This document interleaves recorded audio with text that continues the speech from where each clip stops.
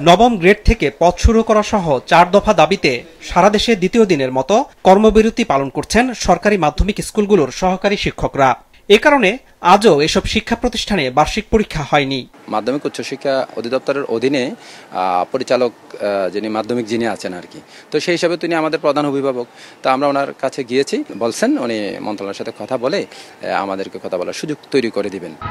সব রকমের প্রস্তুতি নিয়ে যাওয়ার পরও পরীক্ষা দিতে না পারায় হতাশ শিক্ষার্থীরা। কালকে আমরা আসছিলাম প্রিপারেশন নিয়ে, কালকে হয় নাই, ঘুরে গেছি, আজকেও হয় নাই। পরীক্ষার সময় আন্দোলনটা না হইলেও হতো, কারণ আমাদের আর মাত্র 3টা পরীক্ষা ছিল। এই 3টা পরীক্ষা হয়ে যাওয়ার পরে হইতো, কারণ আমাদের অনেক ক্ষতি হচ্ছে।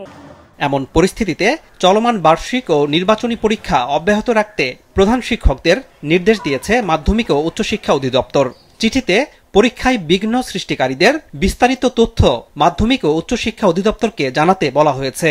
তবে এরপরও আন্দোলন থেকে পিছু না হটার কথা জানিয়েছেন শিক্ষকেরা। চিঠি ইস্যু করে বা এটা এক ধরনের একটা অপ্রচ্ছন্ন হুমকির মতো হয়। যখন সারা দেশের সব শিক্ষক স্ট্রাইকে, তখন আমার মনে হয় না যে চিঠিতে সমস্যার সমাধান, বরং আমাদের ডাকাটাই আমরা প্রত্যাশা করি।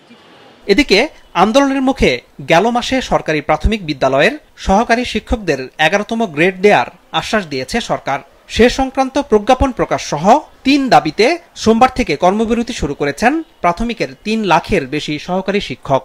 এমন অবস্থায় প্রধান শিক্ষক, অভিভাবক, অফিস সহকারী, শিক্ষা কর্মকর্তার সহায়তায় পরীক্ষাগুলো নিতে হচ্ছে।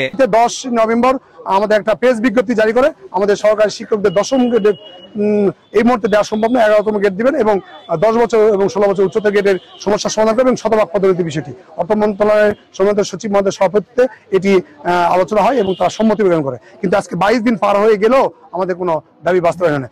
11তম গ্রেডের প্রজ্ঞাপন জারি আগ পর্যন্ত আমরা সকল প্রকার বিদ্যালয়ের কাজ এবং পরীক্ষা সংক্রান্ত যাবতীয় কাজ থেকে নিজেদেরকে অব্যাহত রেখেছি। পরিস্থিতি যদি সেরকম হয়, তখন আমরা বাধ্য হব যে খাতা মূল্যায়ন থেকে আমাদেরকে বিরত রাখার জন্য। নোয়াখালী, দিনাজপুর, লক্ষ্মীপুর, যশোর, মানিকগঞ্জ, ভোলা, ঠাকুরগাঁও, জয়পুরহাট, গাইবান্ধা, রাজবাড়ী সহ দেশের প্রায় সবখানেই প্রাথমিক বিদ্যালয়গুলোতে এমন চিত্র পাওয়া গেছে। আনোয়ার হোসেন, মাছরাঙা সংবাদ, ঢাকা।